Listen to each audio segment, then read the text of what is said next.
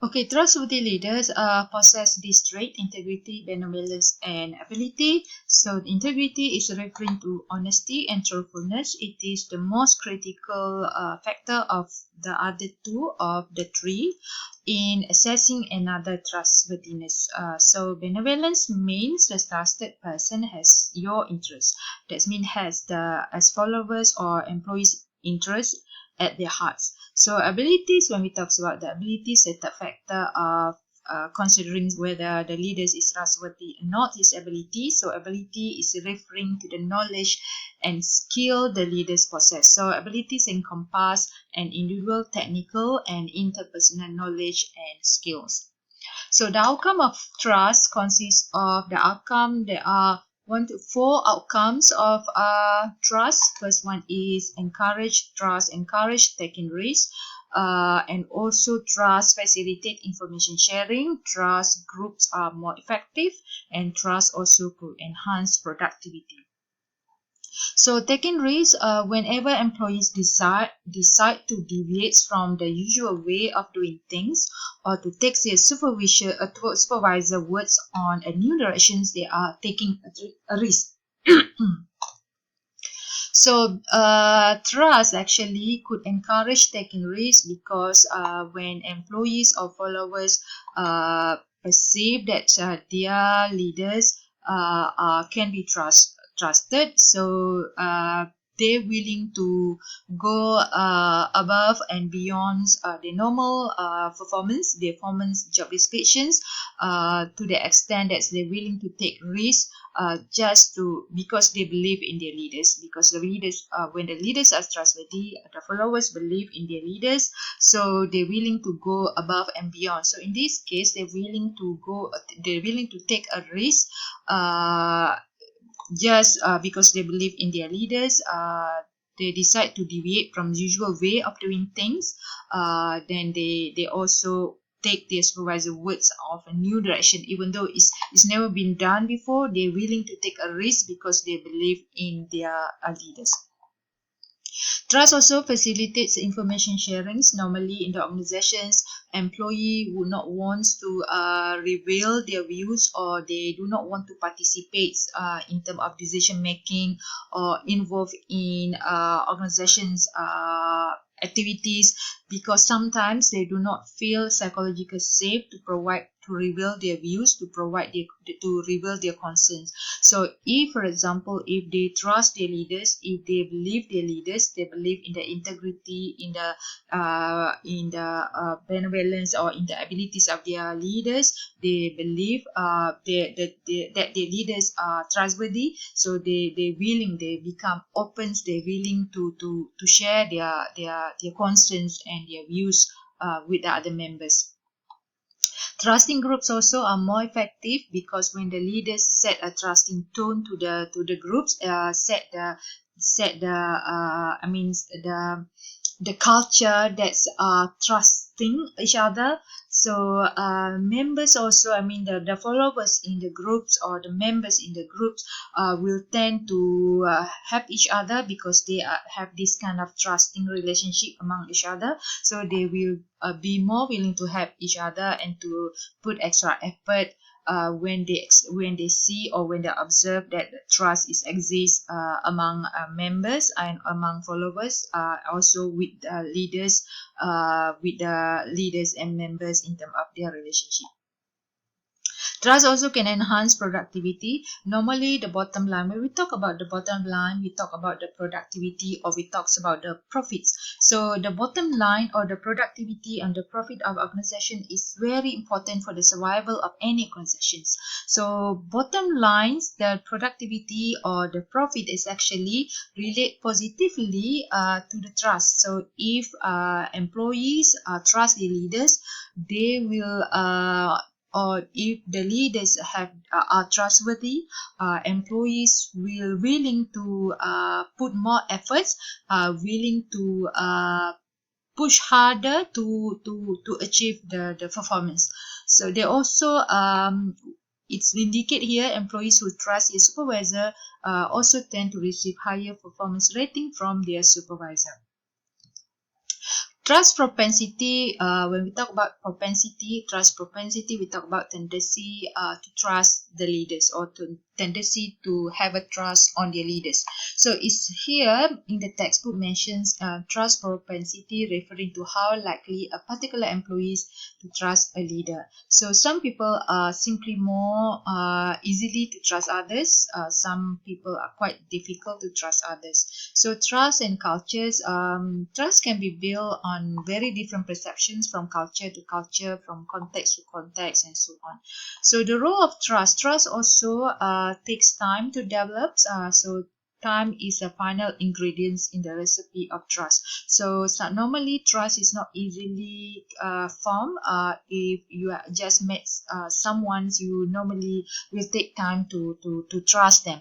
So we come to trust people normally after observing their behavior over a period of time. So trust can only be won in the ability domain simply by demonstrating competence. So leaders who demonstrate competence also can actually influence their followers to trust them. So competence is very important. It's not only the leaders who are showing their trustworthy characteristics, but also leaders who are competent actually normally will be more trusted by their followers, as well as those who are showing the trustworthy characteristics.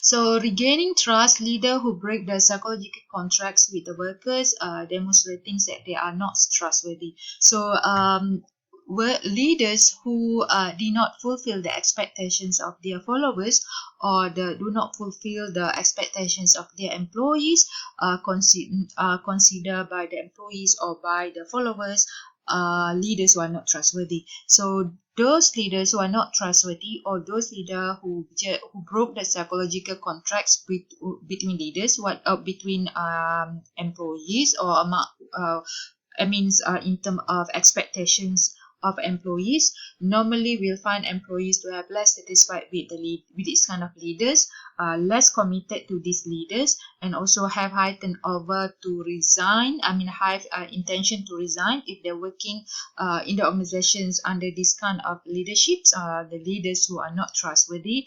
employees tend to have high intention to resign. They're also less likely to engage in citizenship behavior, and also will have lower task performance. That means performance related to doing tasks or technical activities or technical job, directly performing the jobs. That's task performance. So there's another types of leaders. Leaders can be a mentor also. Sometimes leader want to be a mentor. So a mentor is actually a senior employees who sponsor and support a less experienced employees. So mentor is someone or senior employees who have more experience, who have been working for a long time. So they want to become a mentor to a new or less experienced employees, or we call it mentee or protege.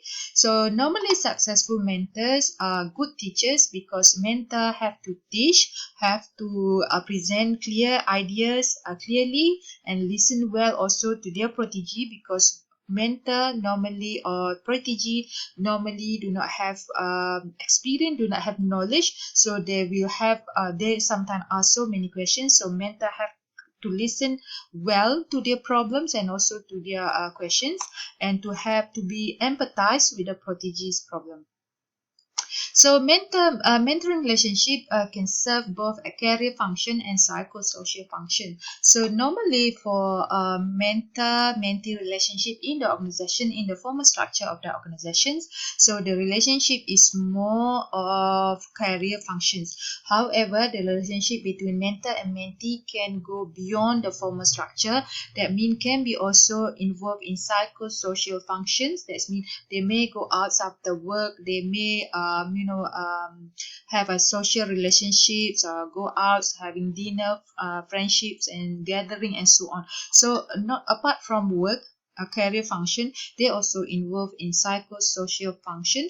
This psychosocial function normally occur when the mentor relationships are more informal. So the traditional informal mentoring relationship develop when the leaders identify a less experienced or lower level employees who appear to have potential for future developments. So when in the organizations, mentor-mentee normally been established because the organization or mentor want to have new employees to perform well at their job, to be given some exposure, how it's like on the job training.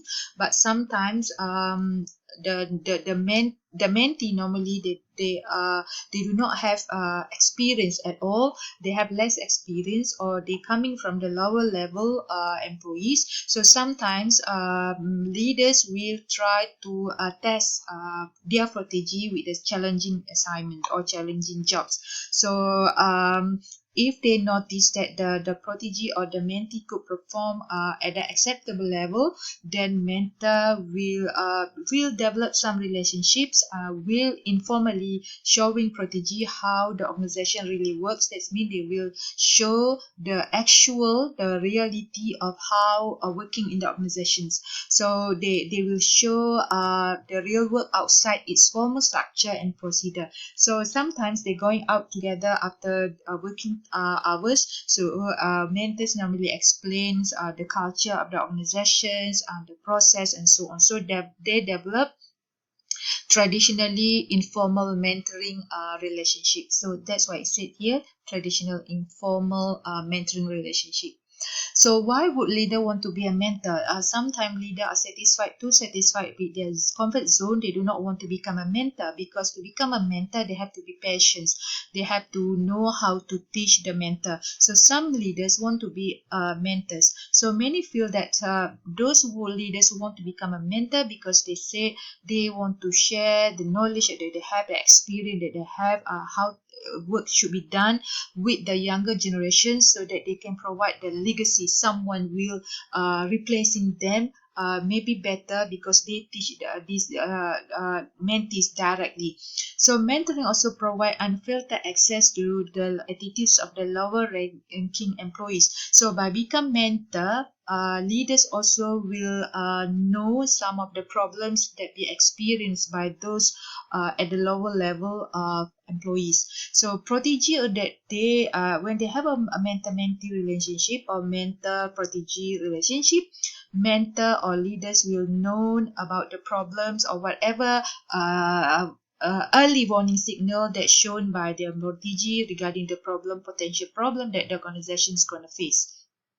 So they will know beforehand, because they have a relationship with the protege. Sometimes the protege come with different kind of ideas, different kind of information that they share with their mentors. So mentors can learn from the protege also, so they will know early warning signal regarding the potential organizational problems. So some mentoring relationships, mentor-mentee relationship, are very is valuable for objective outcome in terms of compensation, in terms of increasing job performance. However, research said the gains, I mean the advantage of having mentor-mentee relationship is just primarily psychological. Psychological mean it just subjective. That mean it just to develop the relationship between younger generations or between lower level with the higher level. That means with the mentor. Mentoring can have impact on career success as well, but the impact is not as important as if comparing with having good ability and personality. So these are the differences between career function with the psychological functions. So psychosocial function is normally common among traditional or informal mentor relationship. Career function is normally popular or normally comments are found in informal structure. This one of informal, this one of formal, normally found more dominance, such as lobbying to get the protege, challenging visible assignments, protecting the protege from possible risk to her or his reputation. So these are actually more common among mentor-mentee relationship in the formal structure. This one more common among informal or traditional structure.